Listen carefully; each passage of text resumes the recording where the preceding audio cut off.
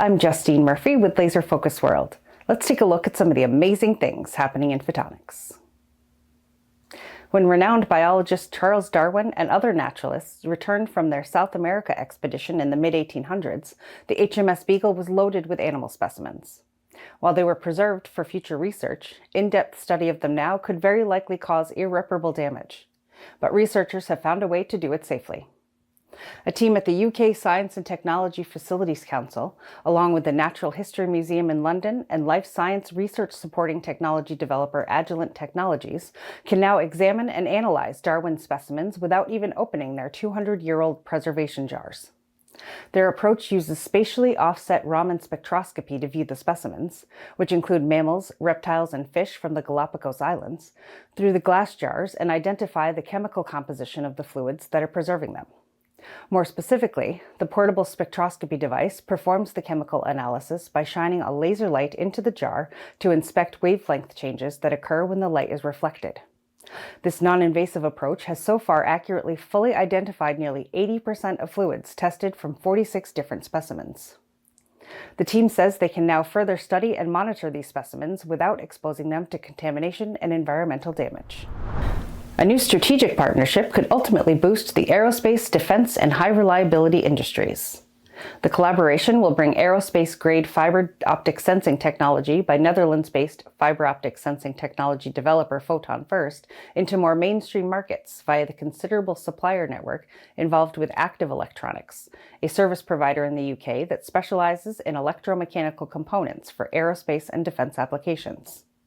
PhotonFirst representatives say the partnership is meant to support upgrades to existing fleets and systems and aid new aerospace and defense programs.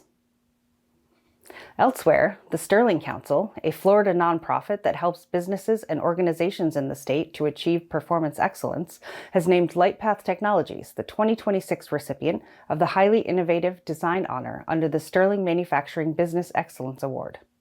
The award annually recognizes high-performing manufacturers and their commitment to performance excellence. Council officials say they chose the Florida-based developer of next-generation optics and imaging systems for defense and commercial applications, given their proven operational excellence and innovation in manufacturing.